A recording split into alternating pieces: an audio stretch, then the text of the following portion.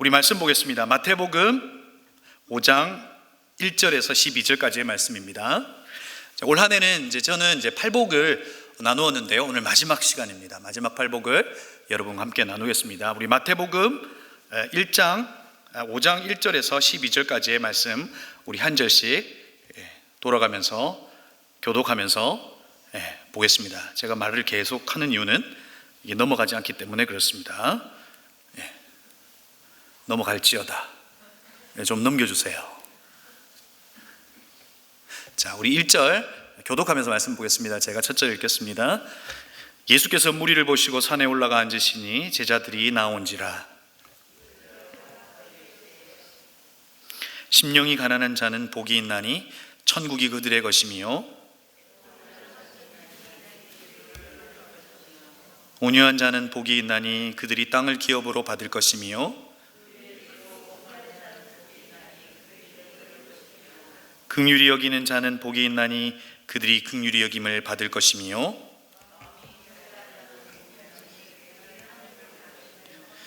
화평하게 하는 자는 복이 있나니 그들이 하나님의 아들이라 일컬음을 받을 것이며,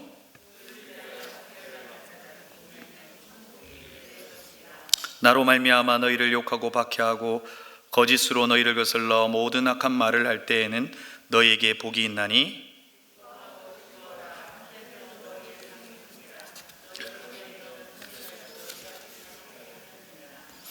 아멘. 올 한 해는 팔복으로 여러분과 함께 나누었습니다. 처음 시작하면서 여러분에게 이렇게 물었던 것 같습니다. 여러분은 어떤 복을 받고 싶습니까? 라고 물었습니다. 혹여 여러분이 받고 싶어 했던 그 복의 내용이 혹시 바뀌셨습니까? 아니면 여전히 여러분이 누리고 싶어하는 복이 어떤 것입니까? 여러분, 이 팔복에 대한 이야기를 하면서 궁금해진 것이 있습니다. 우리가 오복이라고 하는 이야기를 하던데 그 오복은 도대체 뭘까 하는 궁금증이 생겼습니다. 여러분, 오복은 뭘까요? 그러니까 우리가 복이라고 이야기하는 우리나라에서 이야기하는 오복, 어떤 것들이 있을까요? 그렇죠? 대답 안 할 줄 알았으면 안 물었을 것 같은데, 그 오복은요, 이런 것들이 있대요. 오래 사는 것, 그 다음에 많이 가지는 것, 건강한 것, 그리고 덕을 쌓으며 사는 것, 그리고 5번째가 잘 죽는 것, 그리고 또 다른 그 유래를 찾아보니까 자식도 이제 오복 중에 하나다라고 이 복에 대한 이야기를 하고 있더라고요. 그런데 여러분, 오늘 우리가 읽었던 이 성경에서 있는 주님께서 말씀하셨던 이 팔복은 사실상 이와 같은 복과는 전혀 다른 복을 이야기하죠. 가난한데 복이 있대요. 애통한데 복이 있고요. 박해를 받는데 복이 있고, 줄인데 복이 있고, 목마른데 복이 있대요. 여러분, 이 말의 의미를 아시겠습니까? 정말로 이와 같은 것들이 우리가 말하고 있는 이 복의 개념과 우리가 이해하고 있는 복과 여러분 이해가 되실 수 있냐고요. 여러분 하나님께서 이와 같은 것들이 복인데 여러분에게 주겠다라고 하면 여러분 아멘 하시겠습니까? 저는 안 할 것 같아요. 왜 이게 복이 될 수 있을까요? 오늘 마지막 팔복을 통해서 함께 좀 살펴보았으면 좋겠습니다. 여러분, 아브라함에게도 복에 대한 이야기를 했습니다. 아브라함은 뭐라고 이야기했습니까? 야, 너가 가는 곳마다 복이 될 거고 넌 복의 근원이 될 거다라고 이야기했어요. 근데 여러분, 아브라함에게도 어떤 것이 복이라고 생각했을까요? 아브라함에게는요, 아마도 아브라함에게는 자식과 땅과 이 모든 것이 복이라고 생각했을 겁니다. 죄송한데 제 화면을 한쪽 귀퉁이에다가 좀 비춰주세요. 그런데 여러분, 그 복이라고 생각했던 것들이 그에게 복이 아니었다는 것을 알 수 있었죠. 그는 언제 알았어요? 하나님께서 자기에게 복의 근원이 될 것이다 라고 이야기했어요. 그런데 그가 진짜 복은 무엇이었는지 그의 삶의 자리에서 아들 이삭을 드리는 그 장면 속에서 진짜 복을 깨닫는 것을 보게 되죠. 하나님이 진짜 그에게 알려주고 싶었던 복은 무엇이었습니까? 바로 하나님 자신이었습니다. 자손도 자식도 그리고 이 세상에 이야기하는 복이라고 하는 것들이 복이 아니라, 야, 내가 복이야, 내가 복이야, 내가 복이고 내가 너로 하여금 흘러갔으면 좋겠다는 것이 아브라함을 통해서 말씀하셨던 복의 개념이죠. 여러분, 정말 복된 삶을 살았던 다윗도 어떤 고백을 남겨요? 여호와는 나의 목자시니 내게 부족함이 없으리로다. 여러분, 다윗의 이 고백은 어떤 고백입니까? 여호와는 나의 목자가 되시니 다른 게 필요하지 않다는 겁니다. 자, 여러분, 이 말에 여러분 아멘 하시겠습니까? 여호와는 나의 목자시니 내게 다른 것이 필요 없습니다. 아멘 하시겠습니까? 아멘 정말 하셨어요? 그러면 여러분이 가지고 있는 모든 것들이 사라지고 주님만 계셔도 괜찮겠습니까? 솔직히 좀 말해주세요. 그건 좀 안 되겠잖아요. 그렇죠? 그런데 여러분, 다윗의 이 고백은 무엇이었어요? 하나님이면 된다는 거예요. 내가 가지고 있는 이 왕권, 그리고 왕으로서 누리고 있는 그 모든 것 없어도 주님이면 된다는 바로 고백이죠. 하나님이 복이 될 때 할 수 있는 고백이 아닐까 하는 생각을 해봐요. 자, 그런데 오늘 말씀에서 어떤 말씀이 나오냐면, 마태복음 이제 팔복을 시작하면서 마태복음 5장 1절 2절에서 이렇게 기록되어 있어요. 예수께서 무리를 보시고 산에 올라가 앉으시니 입을 열어 가르쳐 이르시되 라고 되어 있습니다. 그런데 여러분, 여기에서 저는 좀 독특한 부분을 하나 찾을 수가 있었어요. 그게 뭐였냐면 입을 열어입니다. 자, 제가 오늘 이렇게 이야기해요. 자, 여러분, 제가 오늘 팔복에 관해서 설교할 겁니다. 자, 그런데 오늘 제가 설교를 하는데 입을 열어 설교할 겁니다. 제가 이렇게 이야기하지 않죠. 왜냐하면 당연히 입을 열어야 말이 나올 거고, 말을 해야 가르칠 수 있으니 입을 연다는 말을 굳이 쓸 필요가 없습니다. 그렇지 않습니까? 만약에 내가 입을 닫고 가르친다면 제가 입을 닫고 가르치겠습니다, 이렇게 이야기하겠죠. 자, 그런데 오늘 마태복음 5장을 시작하면서 왜 입을 열어라고 하는 이 표현을 쓰셨을까요?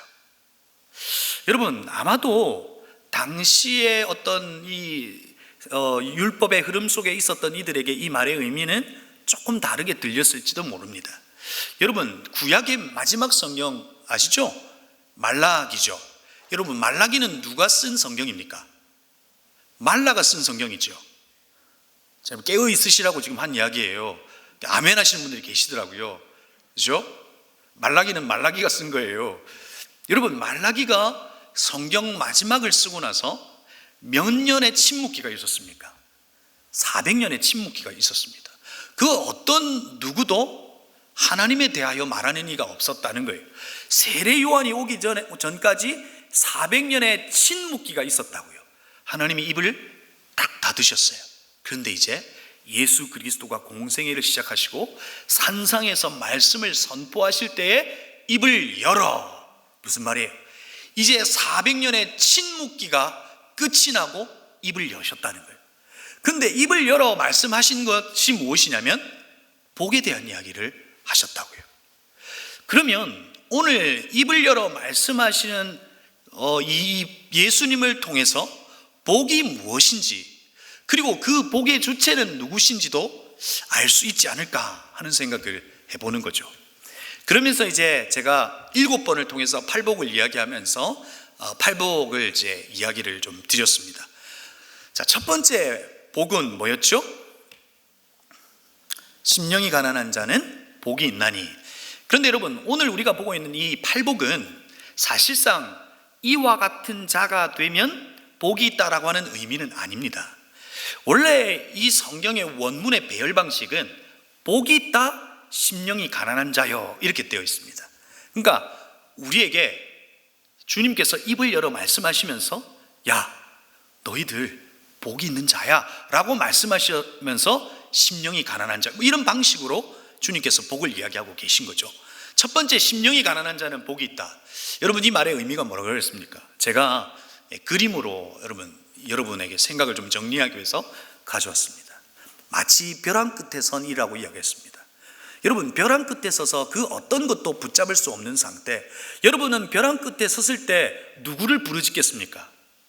자, 1번 어머니, 2번 남편, 3번 하나님, 4번 집에 있는 애완견. 몇 번이에요? 그러면 남편은 몇 번이세요? 3번. 상담 나중에 마치고 하겠습니다.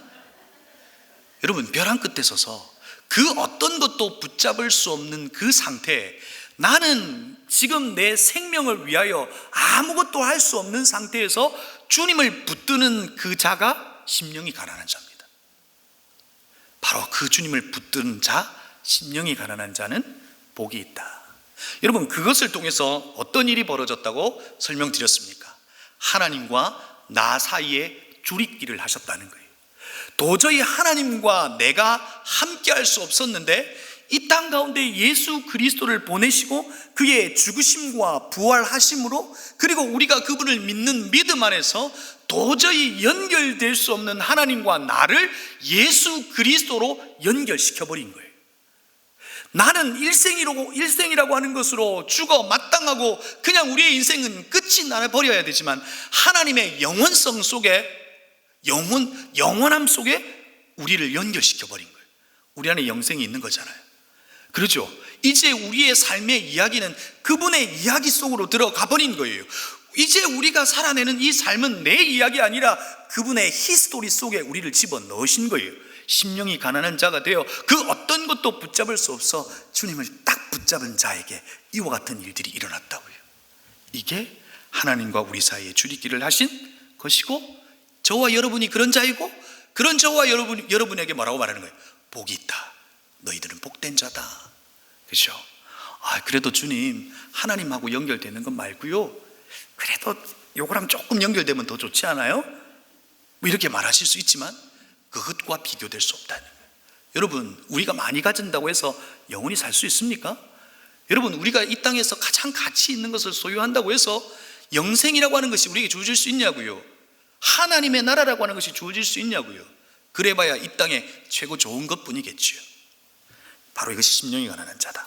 이제 빨리 정리하겠습니다. 두 번째는, 그 주님을 만난 이에게 어떤 일이 벌어집니까? 그전에는 보이지 않던 것이 보입니다. 뭐요? 내 안에 있는 어둠이 보이기 시작합니다. 내 안에 있는 죄가 보이기 시작합니다. 그래서 애통해하는 겁니다. 주님 앞에 애통해하는 자는 복이 있다는 거예요. 내 죄 때문에 애통해하는 자이고, 또 우리의 죄 때문에 애통해하는 겁니다. 내 죄뿐만 아니라 이 인류가 짓고 있는 이 죄 때문에 애통해하는 자는 복이 있다라고 말합니다. 그래서 여러분, 내 죄뿐만 아니라 우리의 죄로 인하여 기도할 때, 그래서 그것을 바라보며 기도하는 그 눈물의 자리, 그 눈물을 통해서 그 땅이 뭐가 될 수 있는 거예요? 성지가 될 수 있는 겁니다. 그렇지 않습니까? 나와 상관없는 저 아프리카 땅, 나와 상관없는 저 북한 땅을 위해서 우리가 눈물로 기도했잖아요. 그 눈물의 기도가 그 땅을 하나님의 방식으로 성지로 바꾸어 내신다고요. 이게 애통해하는 자입니다. 세 번째는요, 온유한 자입니다. 여러분, 예수 그리스도를 믿는 믿음 안에 살아가는 성도들은 마음이 어떻게 되어야 될까요? 온유하게 되어야 될까요? 여러분, 이 온유하다는 것은 우유부단하다는 것과는 전혀 다릅니다. 예수 그리스도를 믿으면 분명해집니다. 그리스도가 우리의 기준이 되고, 그리스도가 정의가 되고, 그리스도가 분명히 우리의 삶의 선이 되기에 오히려 더 분명해집니다.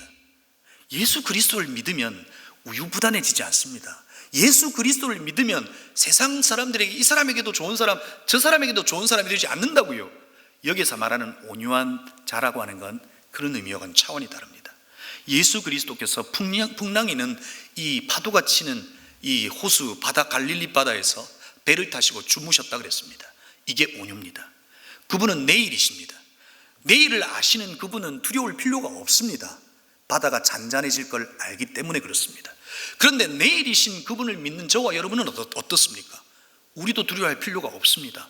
그분이 우리의 주인이시기 때문에, 그래서 그분을 믿는 믿음 안에서 풍랑이 있는 상황 속에서도 그분을 믿는 믿음 안에서도 요동하지 않고 오히려 예수 그리스도처럼 잠잘 수 있는 평강이 있는 자, 온유한 자라는 겁니다. 그렇게 온유해야 복이 있다는 게 아니라 그런 자가 저와 여러분이라는 겁니다. 네 번째는요, 의에 줄이고 목마른 자, 사람에게 줄이고 목마른 게 아닙니다. 사람에게 무언가 얻으려고 애쓰는 자가 아니라 하나님에게 목말라 하는 겁니다. 갈증이 나는데 주님을 목말라 합니다. 주님을 알아가고 싶어 하는 겁니다. 그런 자들이 누구를 볼 수 있습니까? 주님을 볼 수 있다고 성경은 이야기합니다. 무슨 말이에요? 주님을 만날 수 있다는 겁니다. 주님을 만나고 주님을 경험하고 주님을 인식하고 알아갈 수 있게 되더라는 거예요. 어떤 자에게? 예수님에게 목말라 하는 자. 사람에게 목말라지 않고 하나님에게 목말라 하는 저와 여러분이 되기를 주님의 이름으로 축복합니다. 저도 목이 말라서 물 한 잔 먹겠습니다. 다섯 번째는요, 긍휼히 여기는 자는 복이 있다 그랬습니다. 이 긍휼이라고 하는 이 단어의 원문의 의미는 자궁이라고 하는 의미를 가지고 있습니다. 그렇죠? 엄마의 그 뱃속에서 보호를 받는 바로 그 긍휼함. 내가 그리스도의 긍휼을 경험했잖아요. 내 죄를 용서해 주시는 그 긍휼을 경험한 자가 그 긍휼을 베푸는 거예요. 마치 모태의 아이를 품고 있는 것처럼. 그런데 그 긍휼이라고 하는 영어식 표현은 compassion입니다. 무엇과 함께, 패션, 고통. 고통하는 이들과 함께 하는 이들, 그들의 친구가 되어주는 것, 그것이 바로 복된 삶을 살아가는 저와 여러분이라는 겁니다. 여러분, 이 땅에 살아가는 고통하는 이들의 고통을 외면하지 마시고 하나님이 머문 그곳에 우리 또한 시선을 머물러 그들의 친구가 되어주는 저와 여러분이 되기를 주님의 이름으로 축복합니다. 여섯 번째, 마음이 청결한 자는 두 마음을 품지 않습니다. 한 마음입니다. 우리의 마음에 동기가 바른 자입니다. 내가 공부를 하든 무엇을 하든 그것을 하는 동기가 예수 그리스도가 된 자, 바로 그 자가 마음이 청결한 자입니다. 일곱 번째는요, 화평케 하는 자입니다. 저와 여러분은 어떤 자들입니까? 어디를 가든지 쪼개는 자가 아니라 화합하고 평화를 이루는 자입니다. 예수 그리스도와 연합을 이룬 자들입니다. 예수 그리스도와 그 에이렌의 화평을 이룬 자입니다. 그런 자가 뭐가 되는 겁니까? 우리가 가는 곳마다 화평을 이루는 자가 되는 겁니다. 그 자가 바로 복 있는 자다. 오늘 마지막입니다. 그러면 의를 위하여 박해를 받으면 복이 있다고 이야기했습니다. 도대체 이 말은 어떤 말일까요? 자, 여러분에게 한 번 더 질문을 좀 하겠습니다. 요즘에 여러분들이 예수님을 믿는다는 이유로 혹시 박해를 받고 계신 분 있으면 한번 손을 들어봐 주시면 좋겠습니다. 채찍을 맞거나 감옥에 갇히거나 뭐 그런 거 없으셔요, 여러분? 자, 그럼 이렇게 묻겠습니다. 예수를 믿는 이유만으로 불편해진 것을 경험하신 분 손 드세요. 예수를 믿었어요. 주님을 믿었는데 불편해졌어요. 자, 좋습니다. 저는 이 말을 이렇게 좀 바꾸어 쓸 수 있지 않을까 하는 생각을 했어요. 제가 그림에 등산하는 장면을 가져왔는데요, 저도 한번 예수를 믿는 것 때문에 불편해진 적이 많아요. 그런데 이런 경험을 한 적이 있습니다. 그 이제 아침에 새벽에 이제 출근을 하는데, 제가 그전 교회에 있을 때는 항상 등산을 하시는 분들이 모이는 곳이 있어요. 그곳을 이제 지나쳐 갑니다. 근데 그분들이 이제 먹을거리들 있죠. 아이스박스 같은 데다가 막 이렇게 잔뜩 쌓아놓고 등산복을 입고 표정이 어떨까요? 이럴까요?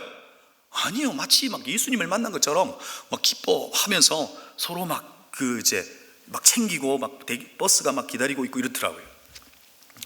제가 그 순간 차를 돌려서 같이 가고 싶더라고요. 주일날 지금 이제 가야 되는데, 교회 가야 되는데 어떤 일이 벌어진 거예요. 내가 예수를 믿고 목회자가 되면서 어떤 일이 벌어진 거예요. 불편한 일들이 생겨지더라는 거예요.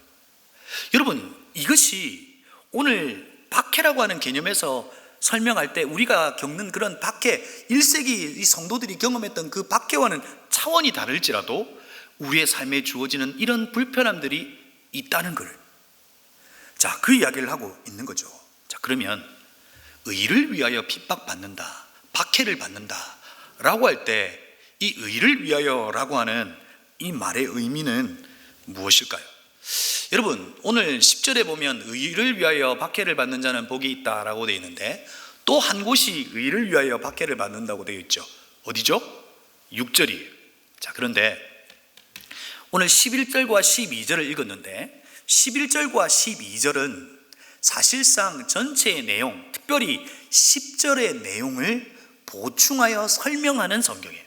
9절이에요. 그러니까 10절의 내용을 다시금 설명하죠. 그러면서 11절에서 뭐라고 말하냐면, 나로 말미암아 너희를 욕하고 박해하고.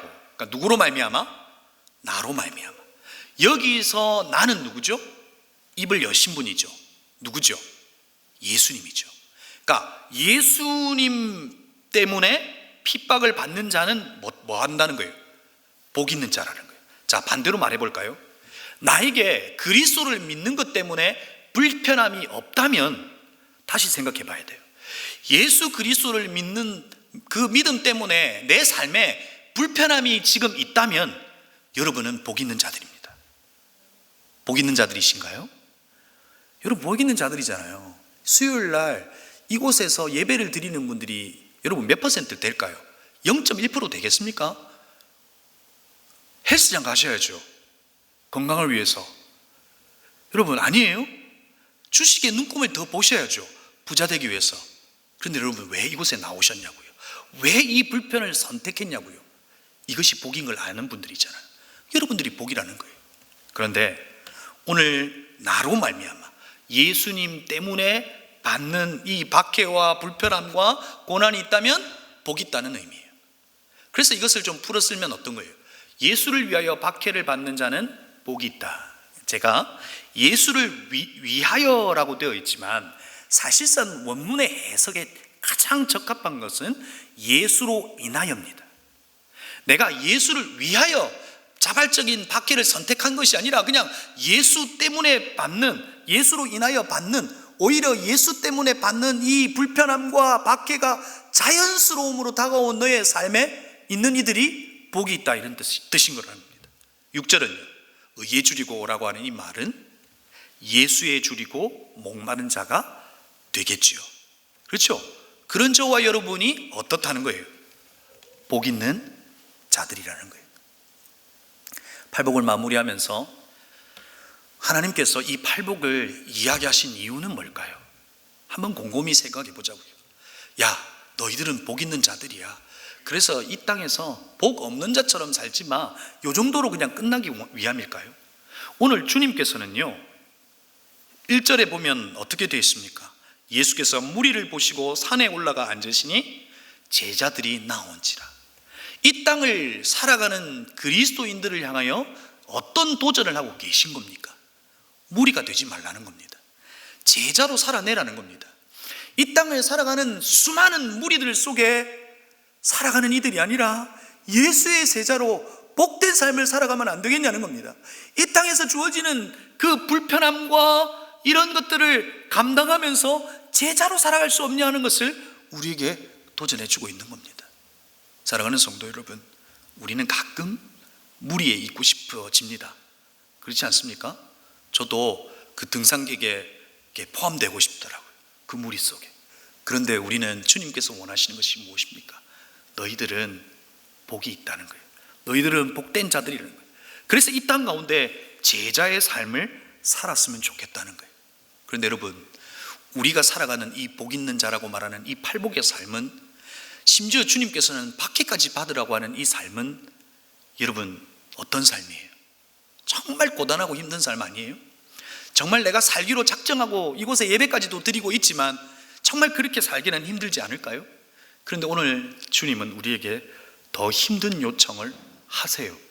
12절 말씀 한번 같이 한번 읽어볼까요? 시작.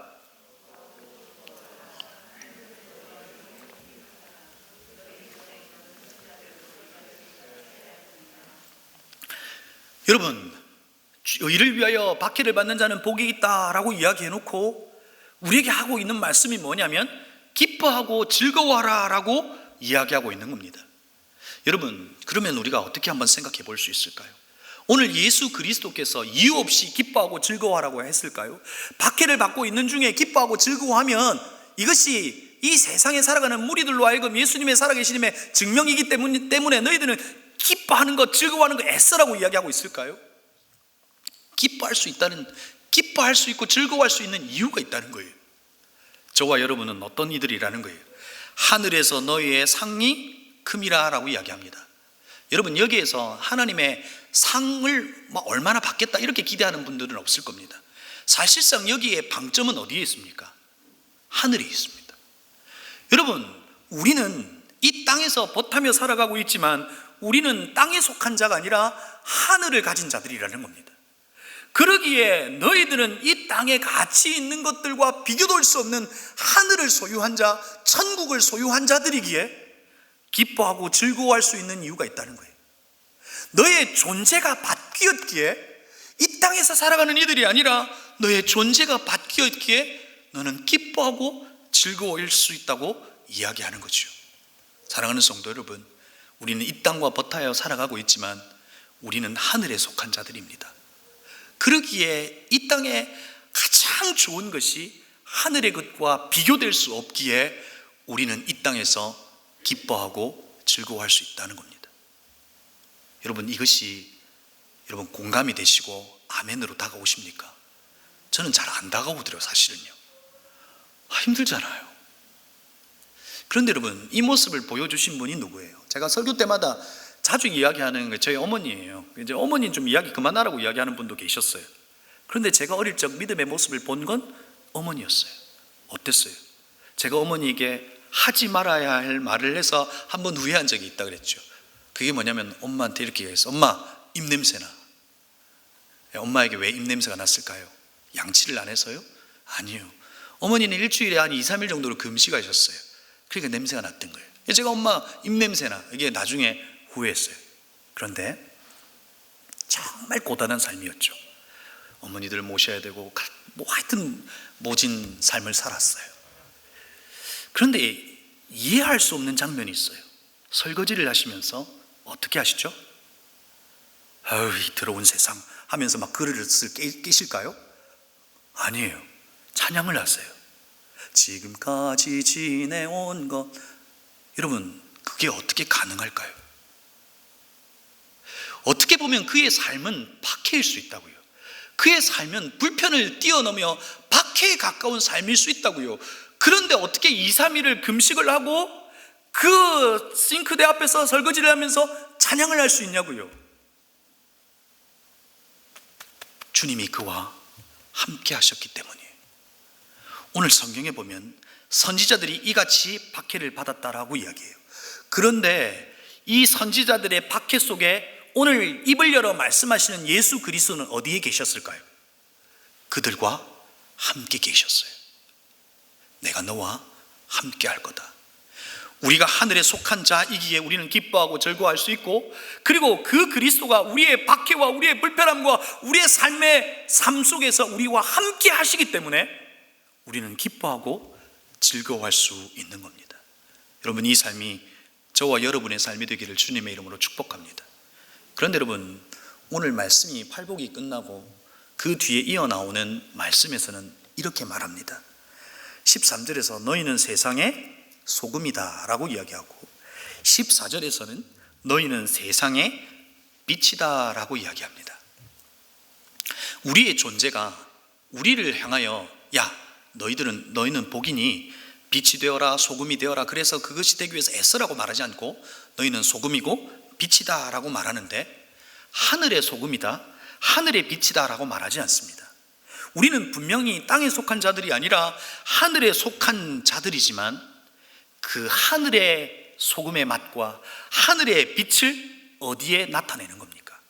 이 세상에 나타내는 자들이는 겁니다. 너희들이 복인데 그 복된 삶이 이 땅의 소금으로 빛으로 드러나는데 어떻게 드러나는 겁니까? 기뻐하고 즐거워하는 방식으로 드러나는 겁니다. 세상 사람들이 우리에게 묻는 겁니다. 아니 집사님, 아니 권사님, 왜 그렇게 기쁜 거예요? 아니 어저께 그 집에 아이가 대학도 떨어진 것 같은데 어떻게 기뻐할 수 있냐고요. 아니 집사님, 지난주 집 망했잖아요. 너무 극단적입니까? 근데 이렇게 웃고 다녀요. 그때 우리는 뭐라고 말할 수 있습니까? 예수님 때문이라고 말할 수 있는 겁니다. 내 인생은 절대 망하지 않았고 내 삶의 주인이신 하나님이 나와 함께 하실 뿐만 아니라 나는 이 땅의 것으로 사는 것이 아니라 하늘의 것으로 사는 이기에 나는 기뻐할 수 있다는 겁니다. 이 기뻐하고 즐거워하는 이 삶의 모습이 바로 이 땅에 예수의 살아계심을 증거하게 되더라는 거예요. 우리는 예수가 우리의 하나님이신 증거를 본 자들입니다. 아멘이시죠? 그분이 우리를 위해서 죽으셨습니다. 근데 그분이 우리를 위해서 부활하셨습니다. 부활하심이라고 하는 것이 모든 믿는 자들의 증거가 되게 하려 하심이라. 그분이 죽어 그냥 이 땅에 묻혀버리셨으면 우리의 하나님이 아닐지도 모릅니다. 근데 그분이 살아나셨기에 우리의 하나님이신 것의 증거이고 우리는 그것을 본 증인입니다. 이제 저와 여러분이 그것을 증명하며 살아가야 합니다. 어떻게 해요? 기뻐하고 즐거워하라. 그리스도 안에서 기뻐하고 즐거워하는 겁니다. 우리는 이 땅에 속한 자가 아니라 하늘에 속한 자로 즐거워하고 기뻐하는 겁니다. 그럴 때 하나님의 의와 오늘 팔복을 통해서 말씀하시는 하나님의 속성, 하나님의 성품이 우리의 삶을 통해서 드러나는 겁니다. 죽어 이 땅 가운데 없어진 것 같은 그리스도가 우리의 삶 속에서 다시금 살아나 다른 이들에게 예수가 살아계신 것의 증거, 증인이 될 수 있다는 거예요. 기뻐하고 즐거워하라 라고 말합니다. 이 땅을 살아가는 두 종류의 사람이 있다고 생각합니다. 한 사람은 믿음으로 살아가고 한 사람은 확률로 살아갑니다. 한 사람은 사건을 기억하고 한 사람은 상황을 바라봅니다. 상황을 바라보는 이는 두렵습니다. 어떻게 바뀔지 모르는 불확실성 속에서 살아가기 때문에 그렇습니다. 여러분의 삶의 상황은 어떻습니까? 마스크를 끼고 또 어떻게 바뀔지 모르겠습니다. 그래서 불안합니다. 자라는 아이들의 삶의 모습은 어떻습니까? 어디로 튈지 모르겠습니다. 지금 있는 직장은 안정적이게 보이지만 또 어떻게 될지 모르겠습니다. 상황을 바라보고 살아가면 그렇습니다. 그런데 여러분, 우리는 무엇을 바라보는 겁니까? 사건을 바라보는 겁니다. 예수 그리스도가 날 위하여 죽으셨고 부활하신 것, 그분의 오심은 날 위하여 죽으시기 위해서 오셨고 그 사건을 우리는 보고 경험한 자들이기에 그것은 우리에게 일어난 사실이고 우리가 가장 확실한 일이기에 그것을 기억하여 살아가는 이들은 어떻습니까? 복된 삶을 살아갈 수 있는 겁니다. 이 땅에 예수 그리스도를 증명해 보이며 복 있는 삶을 살아갈 수 있다는 겁니다. 두려움은, 또 이 상황을 바라보는 이들의 주어지는 그 두려움은 우리를 사망 가운데 내몰지만 예수 그리스도를 바라보는, 그리고 그 사건을 기억하는 저와 여러분은 무엇이 될 수 있습니까? 생명의 삶을 살아갈 수 있다는 겁니다. 이 땅에 어둠이 빛이 되고 그 다음에 생명을 잃어버린 곳에 생명인 저와 여러분이 그 잘못된 것을 끊어버리고 생명의 역사가 저와 여러분을 통해서 일어날 수 있게 되더라는 거예요. 이게 저와 여러분입니다. 이 삶을 살아가는 저와 여러분이 되기를 주님의 이름으로 축복합니다. 애쓴다고 되는 건 아닙니다. 오늘 마지막으로 여러분에게 팔복을 정리하면서 말 나누고 싶은 것이 있습니다. 오늘 말씀에 복이 있다 심령이 가난한 자요, 팔복의 3절인 심령이 가난한 자는 복이 있나니 천국이 그들의 것입니다. 그리고 오늘 10절에서도 의를 위하여 박해를 받는 자가 복이 있고 천국이 그들의 것이다. 3절과 10절은 서로가 연결되어 있습니다. 그러면서 여러분, 가장 중요한 것이 무엇이냐면 우리가 날마다 어떻게 되는 겁니까? 우리의 애씀으로 이와 같은 삶을 살 수 없습니다. 날마다 심령이 가난한 자가 되는 겁니다. 날마다 벼랑 끝에 서서 나는 그 어떤 것도 할 수 없고 주만 하실 수 있다라고 하는 그 고백 가운데 거하는 심령이 가난한 자가 될 때 우리는 이 모든 삶을 살아낼 수 있게 되더라는 겁니다. 그런 자가 복이 있다고 주님은 말씀하십니다.